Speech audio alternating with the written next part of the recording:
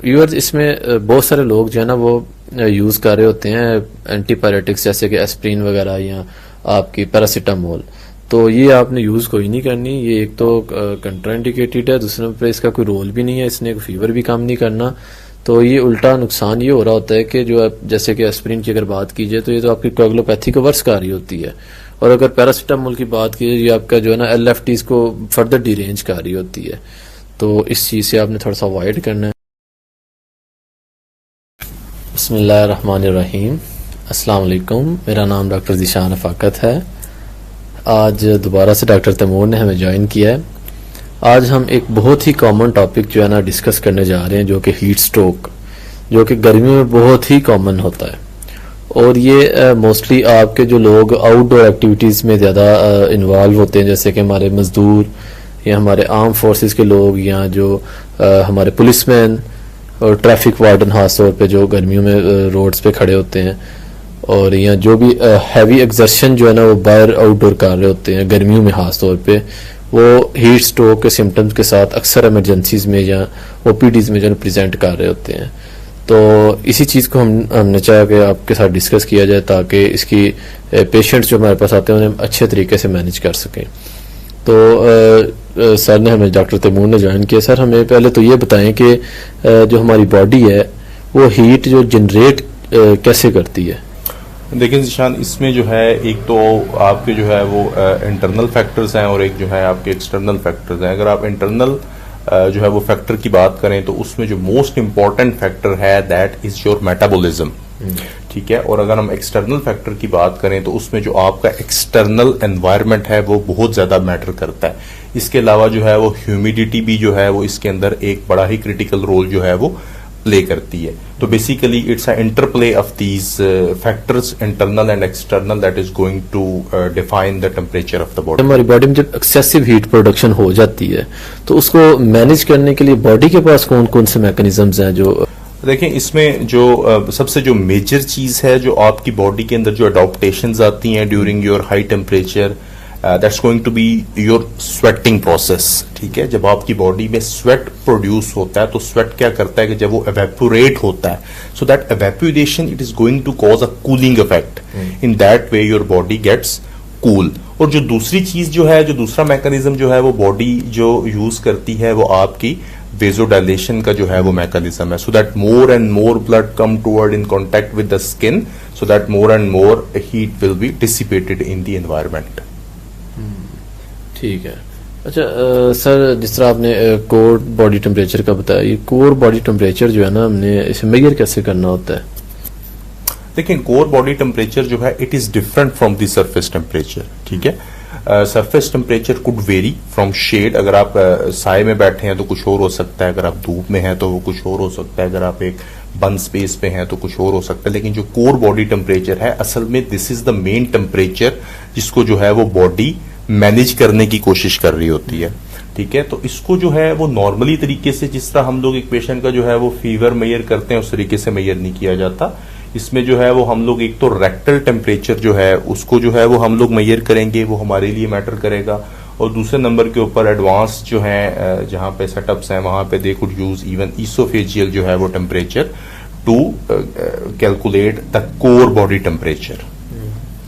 Sir जो heat stroke है इसके रिस्क फैक्टर्स के बारे में थोड़ा सा बता दें। देखें एक तो जो चीज आपने मुझे बताई पहले कि जो चीजें हैं सारी की सारी, जिस तरह के जो लोग हैं जो है वो आउटडोर में काम कर रहे हैं, जो आपके ग्रुप्स हैं डिफरेंट किस्म के, आर्म्ड फोर्सेस में हैं, मैराथन रनर्स हैं, आपके मजदूर हैं, ठीक है, मेसन्स हैं डिफरेंट जो है वो। इसके अलावा जो है वो आपके जो है वो जो आपके पेशेंट्स हैं जो प्रॉपरली एक्लेमेटाइज नहीं है। फॉर एग्जांपल जो है suddenly there is a heat wave inside, तो उस हीट वेव के हिसाब से लोग जो है वो एक्लेमेटाइज नहीं हुए होते। इसी तरह ऐसे लोग जिनको डिफरेंट किस्म की जो है वो स्किन पैथोलॉजीज हैं, जब स्किन पैथोलॉजीज होंगी तो इसका मतलब है कि वो स्किन उस तरह स्वेटिंग को प्रोड्यूस नहीं कर पाएगी। कुछ लोग जो है वो ऐसे ड्रग्स को यूज कर रहे होते हैं जो इम्पेयर कर रहे होते हैं आपकी जो है वो जो है वो इम्पेयर कर रहे होते हैं आपकी जो डिसिपेशन है इसको टेम्परेचर की, ठीक है। इसमें जो है जिस तरह आप thyroxine can cause rise in the metabolism. इसी तरह जो है वो आपके कुछ ड्रग्स हैं या ड्रग ऑफ अब्यूज अब इनको कह लें, कोकेन वगैरह है. सो बेसिकली सिम्पैथोमोमेटिक्स जो है they could cause that problem within the to achieve the normal hemostasis in when it comes to heat. इसके अलावा जो है वो obesity जो है वो बहुत बड़ा जो है वो फैक्टर है इसके अंदर, because when you are obese, so जिसमें जो vasodilation वाला जो फैक्टर है वो जो है वो थोड़ा सा वो चूंकि सबक्यूटेनियस फैट बहुत ज्यादा होती है तो उसमें जो है वो हीट एक्सचेंज के अंदर जो है वो आपके जो है वो इशू जो है वो देखने को मिलता है. इसके अलावा क्रोनिक कंडीशंस हैं, कार्डिक कंडीशंस हैं, मैनी अदर कंडीशंस हैं that will make those groups more prone toward your heat illness. अगर हीट इलनेस की बात की जाए, इसका जो स्पेक्ट्रम ऑफ सेवेरिटी है इसमें अगर तीन चीज़ें आ जाती हैं. एक तो आ गया हीट क्रैम्प्स, उसके बाद हीट एग्जॉशन आ गया, और जो जब ये बहुत सीवियर हो जाता है हीट स्ट्रोक की सिम्टम्स जो है ना उससे प्रेजेंट करना शुरू हो जाता है. सर इनके तीनों के जो सिम्टम्स बताएं, कब हम हीट क्रैम्प्स बोलेंगे उसे, कब हम जो है ना से हीट एग्जॉशन बोलेंगे, और किस टाइम हम बोलेंगे कि अब ये हीट स्ट्रोक का पेशेंट है. ये थोड़ा सा इसमें डिफरेंस बता दें.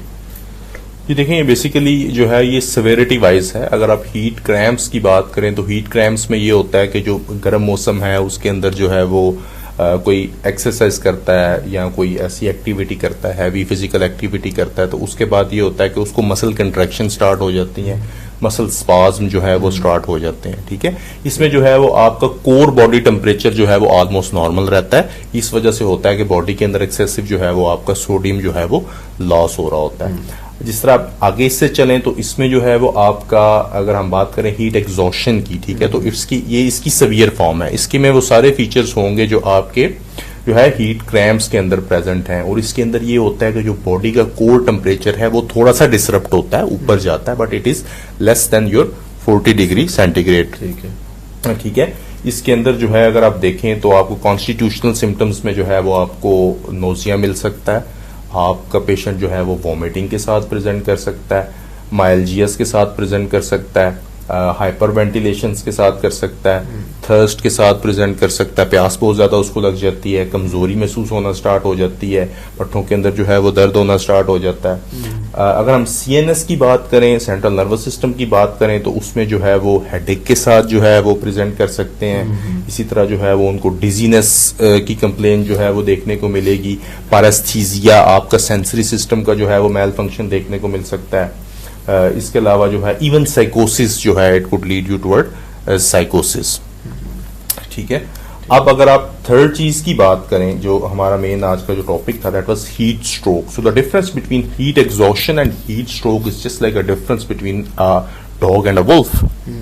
Okay, so when you talk about it, कि आपके पास वो सारे फीचर्स प्रेजेंट होंगे हीट स्ट्रोक के अंदर. अगर हम सिंपली इसको जो है वो डिफाइन करें in terms of technical terms, तो it is going to be defined as your like cerebral dysfunction with core body temperature greater than or equal to 40 degree centigrade.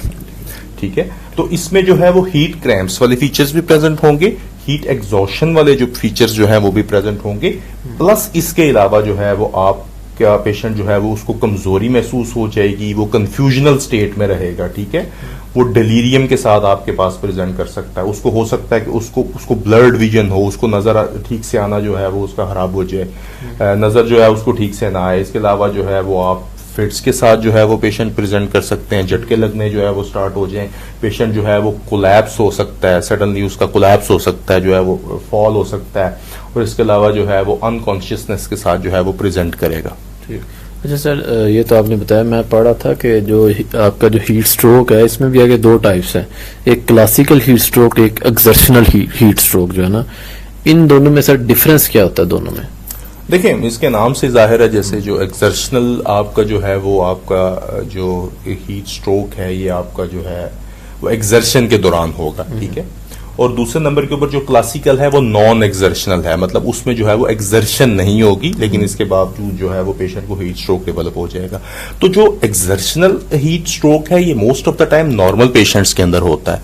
तो जो आपका नॉन एक्सर्शनल और क्लासिकल जो आपका है ये heat stroke, it tends to occur in those patient who have comorbidities, जो जैसे मैंने पहले मेंशन की, को ड्रग वगैरह ले रहा है, को कार्डिक इशू है, किसी को ओबेसिटी है, किसी को स्किन का जो है वो इशू है. ठीक है. या कोई ऐसे ड्रग्स जो है वो यूज कर रहा है. तो इन दैट केस जो है वो उसको हम लोग क्लासिकल जो है वो हीट स्ट्रोक कहते हैं। ठीक है। अच्छा सर, सिम्टम्स तो आपने बताई तीनों के अलग-अलग, हीट क्रैम्प्स की भी, हीट एग्जॉशन की भी, हीट स्ट्रोक की भी। सर बताएं कि सिम्टम्स के अलावा जो है ना वो हीट स्ट्रोक हमारी बॉडी को किसी और तरीके से भी इफेक्ट कर रहा होता है? जी, मल्टी ऑर्गन्स को इन्वॉल्व करेगा। ठीक है, ये आपके जो है वो एक्यूट किडनी इंजरी करवा सकता है, मतलब आपके गुर्दों को अफेक्ट कर सकता है। कार्डिक अरिथमियाज जो है ये करवा सकता है, मतलब दिल की धड़कन जो है वो ऊपर नीचे कर सकता है। इसके अलावा जो है इसमें आपको लिवर फेलियर जो है वो देखने को मिल सकता है, आपका जिगर जो है वो फेल हो सकता है। इसके अलावा कोआगुलोपैथी के आपकी बॉडी के अंदर there will be more tendency to make clots, ठीक है, खून के जमने की सलाहियत जो है वो बढ़ जाती है। इसके अलावा जो है इसकी वजह से आपको इस्कीमिक चेंजेस या इस्कीमिया जो है वो देखने को मिल सकता है। इसके अलावा जो है वो आपका रेस्पिरेटरी सेंटर जो है वो इससे जो है वो अफेक्ट हो सकता है। वो ARDS की सूरत में जो है वो पेशेंट आपके पास प्रेजेंट कर सकता है। और most importantly shock, it could be cardiogenic shock और it could be hypovolemic shock. तो इन तरीकों से जो है ये अफेक्ट कर सकता है आपकी बॉडी को। ठीक है। व्यूअर सर ने ये तो बताया कि जो है ना ये सिम्टम्स के अलावा इस तरह प्रेजेंट कर सकता है। और अगर इनकी इन्वेस्टिगेशंस की बात की जाए तो इन्वेस्टिगेशंस के अंदर आपने ज़ाहिर सी बात जो सर बता रहे हैं उनके अकॉर्डिंगली आपने इन्वेस्टिगेट भी करना है कि आया वो चीज़ें जो है ना अगर किडनी फेलियर की तरफ तो नहीं जा रही, या रेस्पिरेटरी डिप्रेशन की तरफ या रेस्पिरेटरी फेलियर की तरफ तो नहीं पेशेंट जा रहा, तो उसके लिए आप ABGs करवाएं, पेशेंट के चेस्ट एक्सरे करवा सकते हैं। अगर जिस तरह रिदमियास के चांसेस जिस तरह सर ने बताया होते हैं तो उसके लिए आप ECG लाजमी करवा लें। इलेक्ट्रोलाइट लॉस हो रहे हैं, सीरम इलेक्ट्रोलाइट्स करवा लें एक दफ़ा पेशेंट के, ठीक है। और कोएगुलोपैथी सर बता रहे हैं इसमें जो है ना वो भी बड़ा ज़्यादा रिस्क होता है, तो उसमें आप जो है ना कोएगुलेशन प्रोफाइल जिसमें PTA-PT खास तौर पे आप लाजमी करवाएं पेशेंट के। LFTs करवाएं आप, पेशेंट की शुगर लाजमी चेक करवाएं। ये तो इन्वेस्टिगेशंस थी जो आपने हीट स्ट्रोक वाले पेशेंट जो प्रेजेंट करते हैं उनकी करवानी है। और इसकी अगर मैनेजमेंट की बात की जाए तो मैनेजमेंट फिर आगे दो तरह की है। एक मैनेजमेंट ये है कि घर में किस तरह आपने करनी है, या जब फौरन पेशेंट की सिम्टम डेवलप शुरू हुई है तो आपने क्या क्या करना है उस टाइम। दूसरी मैनेजमेंट वो है कि जब पेशेंट हॉस्पिटल के अंदर आ गया तो डॉक्टर ने किस तरह उसकी मैनेजमेंट करनी है।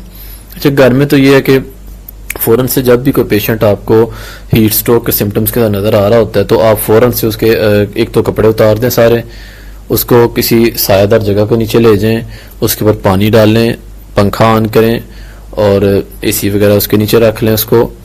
और ये कि अगर पेशेंट थोड़ा कॉन्शियस है तो उसको आप पानी लाजमी पिलाएं। पानी की जगह बेहतर तो यह है उसे ORS अगर आपके पास अवेलेबल है तो आप लाजमी पिलाएं, मार्केट में इजीली मिल जाते हैं। Orally hydration solution different flavours में मिल जाते हैं। उससे यह कि जो इलेक्ट्रोलाइट लॉस हुए होते हैं पेशेंट के वो जो है ना वो पूरे के कहीं ना कहीं जो है ना वो एडजस्टमेंट हो रही होती है, तो वो लाजमी करें पेशेंट को। तो अगर एक चीज़ मैं लाजमी ये बताना चाहता हूँ इसमें कि वॉमिटिंग जो है ना वो कुछ पेशेंट्स वॉमिटिंग के साथ प्रेजेंट कर रहे होते हैं और मैंने अक्सर देखा है कि घर वाले पानी पिला रहे होते हैं, वो पेशेंट बेहोश है और वॉमिट कर रहा है और उसे उल्टा पानी पिला रहे हैं। उससे क्या होता है, एक तो वॉमिट ज़्यादा हो रही है और पेशेंट वही जो पानी है वो एस्पिरेट कर रहा होता है, जिससे एस्पिरेशन निमोनिया या एक्यूट रेस्पिरेटरी डिस्ट्रेस सिंड्रोम की तरफ जो है पेशेंट जा रहा होता है। तो इस चीज़ से आपने बचना है। अगर उल्टी या पेशेंट बेहोश है, उल्टी नहीं भी है, बेहोश है, तो आपने पानी नहीं ज़बरदस्ती देना उसको। फिर यही है उसके ऊपर पानी वगैरह डालें, उससे फ़ौरन जो है ना जल्दी से जल्दी हॉस्पिटल के अंदर ले आएँ। तो सर ये तो मैनेजमेंट जो मैंने बताई है अपने व्यूअर्स को ये तो होगी कि आपने घर में या हॉस्पिटल पहुँचने से पहले क्या करना है। अब जब पेशेंट हॉस्पिटल के अंदर आ गया तो फिर डॉक्टर्स ने कैसे मैनेजमेंट करनी है, आप थोड़ा सा उसके हवाले से बताएं हमें। देखें, ये जो है वो मेडिकल इमरजेंसी है, इसकी जो है वो मोर्टेलिटी अराउंड 10 to 20% जो है वो रिकॉर्डेड है। तो इसमें जो है वो फर्स्ट ऑफ ऑल तो यही है कि आपकी जो air way breathing and circulation जो है वो आपने पेशेंट की जो है वो मेंटेन करनी है। और इसके बाद आपकी जो है वो अप्रोच यही होनी चाहिए कि आपने कोर बॉडी टेम्परेचर को जो है वो रिड्यूस करना है, ठीक है, विद इन 1 hour आइडियली 1 घंटे के अंदर अंदर जो है वो आप इसको कम करने की कोशिश करें। और पेशेंट को एक ऐसी फैसिलिटी में रखें जहां पे आपके पास जो है वो कार्डिक मोनीटर्स अवेलेबल हो, आपके पास पल्स ऑक्सीमीटर जो है वो अवेलेबल हो, non invasive blood pressure monitoring जो है वो उसके जो है वो अवेलेबल हो। इसके अलावा जो है जब आप पेशेंट को जो है वो ट्रीट कर रहे हैं तो meanwhile you have to look for the things like कि उसको कोई मेटाबॉलिक डिरेंजमेंट्स वगैरह तो जो है वो डेवलप तो नहीं हो रही। इसके अलावा जो है वो कार्डिक अरिथमियाज जो हैं वो तो नहीं डेवलप हो रहे। कोआगुलोपैथी की तरफ जो है वो पेशेंट तो नहीं जा रहा, उसको हाइपोवोलेमिक या कार्डियोजेनिक शॉक जो है वो डेवलप तो नहीं हो रहा। इसके अलावा जो चीज़ आप देखें कि पेशेंट को जो है वो सीजर्स तो नहीं डेवलप होना स्टार्ट हो गए, या रैप्डोमायोलिसिस की तरफ तो नहीं जो है वो पेशेंट चला गया, अक्यूट किडनी इंसल्ट या इंजरी की तरफ तो जो है वो नहीं चला गया। ठीक है, तो इन चीज़ों को देखें, और मीनवाइल जो आपने ट्रीट करना है जो है वो साथ अगर कोई इन्फेक्शन वगैरह है उसको ट्रीट करें, और अगर कोई कोमॉर्बिडिटी है तो उसको भी जो है वो ट्रीट करने की कोशिश करें। सर इसमें बताएं कि जो टेम्परेचर आप बता रहे हैं कि डाउन करना है, वो एकदम से कम करना है कि कोई स्टेप डाउन करना है, किस तरह करना है, थोड़ा सा बताएं। देखें, आइडियली तो जो है वो आपने जो टेम्परेचर रिड्यूस करना होता है, इसका जो टारगेट होता है दैट इज योर 0.1 सेंटीग्रेड जो है वो पर मिनट के हिसाब से जो है वो आप करते हैं। ठीक है। इसके अलावा जो है अगर हम बात करें इसमें, तो हमने इनको ओरल एंड आईवी फ्लूइड्स जो है वो हमने स्टार्ट करवाने हैं। ठीक है। अगर आइडियली देखा जाए तो आप सीवीपी के थ्रू जो है वो फ्लूइड्स की जो है वो रिससिटेशन जो है उसको जो है वो मॉनिटर करते रहें, so that your patient don't go into fluid overload. क्योंकि डेफिनेट सी बात है, there are chances of acute kidney injury, तो maybe acute kidney injury जो है वो ऑलरेडी डेवलप हुई हो और आप पेशेंट को जो है वो फ्लूइड ओवरलोड में डाल दें। तो इसमें जो है वो नॉर्मल सलाइन जो है वो आप यूज कर सकते हैं। वो जो है आपने इन्फ्यूज करना है 1 to 1.5 लीटर ओवर 2 आवर्स के अंदर। इसके बाद फिर आप जो है वो मेंटेनेंस पे चले जाएं। अगर पेशेंट का जो है वो ग्लूकोज जो है वो कम है तो you can add even dextrose 5% water जो है वो आप इसमें ऐड कर सकते हैं। ठीक है। व्यूअर्स, इसमें बहुत सारे लोग जो है ना वो यूज कर रहे होते हैं एंटीपायरेटिक्स जैसे कि एस्प्रिन वगैरह या आपकी पैरासीटामोल, तो ये आपने यूज कोई नहीं करनी। ये एक तो कंट्राइंडिकेटेड है, दूसरे पे इसका कोई रोल भी नहीं है, इसने फीवर भी कम नहीं करना। तो ये उल्टा नुकसान ये हो रहा होता है कि जो जैसे कि एस्प्रिन की अगर बात कीजिए तो ये तो आपकी कोगुलोपैथी को वर्स कर रही होती है, और अगर पैरासीटामोल की बात कीजिए ये आपका जो है ना LFTs को फर्दर डिरेंज कर रही होती है। तो इस चीज से आपने थोड़ा सा अवॉइड करना है। तो ट्रीटमेंट के हवाले से सर और कुछ आप अगर ऐड ऑन करना चाहें तो। हाँ, देखिए, ट्रीटमेंट की तो अभी तो मेन जो चीज़ है वो तो मैंने एक्सप्लेन ही नहीं की। देखिए, इसमें जो आपका मैनेजमेंट प्लान है, बेसिकली मैनेजमेंट प्लान डिफर करता है for exertional heat stroke and non exertional heat stroke. ठीक है, इसमें जो हम दो मेथड्स जो है वो यूज करते हैं, एक होता है एवेपोरेटिव मेथड और एक आपका होता है कंडक्टिव मेथड। बेसिकली जब आप थर्मोडायनामिक्स को स्टडी करेंगे तो हीट जो है इट को जो है वो ट्रांसमिट होती है थ्रू डिफरेंट मेथड्स। अब उसमें एवेपोरेशन एक मेथड है, दूसरा जो है वो आपका कंडक्टिव जो है वो मेथड जो है वो आप यूज कर सकते हैं। ठीक है, अब जिस तरह हमने बात की कि जो आपका क्लासिकल हीट स्ट्रोक है उसको जब हम मैनेज करेंगे तो हम जो है वो एवेपोरेटिव जो है वो मेथड के साथ जो है वो करेंगे। ठीक है, इसके अंदर जो चीज होती है वो ये होती है कि आपने पेशेंट को जो है वो लेटरल रिकम्बेंट पोजीशन पे रखना है, सो दैट कि उसकी बॉडी जो है वो मैक्सिममली जो है वो एक्सपोज हो टू द इन्वायरमेंट। ठीक है, इसके बाद जो है you are gonna use lukewarm water. Lukewarm water has a temperature of 20 degree centigrade. ठीक है, तो उसमें आपने ये करना है कि आपने जो है वो स्प्रे कर देना उसके ऊपर, पूरी बॉडी के ऊपर, and then you are gonna use those large fans.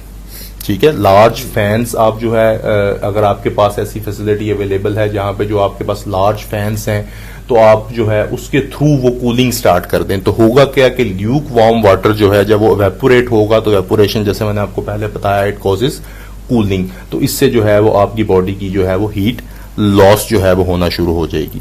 ठीक है, इसके अलावा जो है you can use even your inhaled oxygen, cool oxygen basically. ठीक है, तो उसको आप अकेले में यूज ना करें, not use it alone but in combination with that evaporative method that I have discussed. ठीक है, दूसरे नंबर के ऊपर ये है जो कंडक्टिव मेथड है। ठीक है, कंडक्टिव मेथड के अंदर ये है कि आप जो है वो कर सकते हैं कि आपने अगर आपके पास कोल्ड वाटर है तो आपने बॉडी को जो है वो इमर्स कर देना है इन दैट कोल्ड वाटर। ठीक है, आप उसको इमर्स करेंगे, that's a very effective method. या अगर आपके पास ये इमर्जन वाला मेथड जो है वो अवेलेबल नहीं है then you can use ice packs. ठीक है, पहले ये होता था कि they use ice packs in those areas जहां पे जो है वो हीट सबसे ज्यादा जो है वो आपकी बॉडी जो है वो कर रही होती है, just like your axilla, just like your groin area, तो वहां पे जो है वो आइस पैक्स रखते थे। लेकिन अभी जो लेटेस्ट इसके अंदर जो गाइडलाइंस हैं वो ये हैं कि आपने आइस पैक्स को जो है वो यूज करना है ऑन दी होल बॉडी।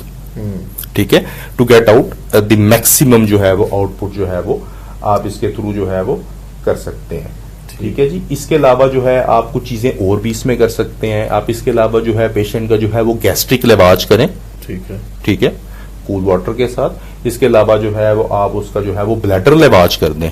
ठीक है, टू गेट आउट दैट आपका कोल्ड वाटर जो है वो जाएगा, तो जाहिर सी बात है कि वो आपने, क्योंकि बेसिकली हमारा टारगेट कोर का है। ठीक है, तो इससे जो है वो बड़ा इफेक्टिवली जो है ये चीज कम हो सकती है। इसके अलावा जो और चीज जो है वो हम लोग ऐड कर सकते हैं वो इसमें यही है कि आपने जो है वो आप इंट्रावीनस जो है हीटिंग कैथीटर जो है, हीट एक्सचेंज कैथीटर्स जो है वो यूज होते हैं, लेकिन ये एडवांस सेटिंग्स में यूज होते हैं। इंट्रावीनस जो है वो हीट एक्सचेंज कैथीटर्स को जो है वो यूज किया जा सकता है। इसके अलावा आप हीमोडायलिसिस करवा सकते हैं विद कूलेंट। ठीक है, ये करवाया जा सकता है। इसके अलावा आप स्किन मसाज करते हैं पेशेंट की। स्किन मसाज से ये होता है कि वो जो है वो वेजो कंस्ट्रिक्शन होने से जो है वो वेजो कंस्ट्रिक्शन को अवॉइड करने के लिए आप जो है वो स्किन मसाज करते हैं। इससे ये होता है कि पेशेंट मैक्सिमम टाइम उसका जो है वो वेसल्स जो है वो डायलेट रहती हैं। ठीक है, अब इसमें जो पॉइंट है कि आपने अब जिस तरह फिट्स के साथ पेशेंट जो है वो प्रेजेंट कर रहा है या पेशेंट को जो है वो शिवरिंग स्टार्ट हो जाती है, आपने शिवरिंग को अवॉइड करना है।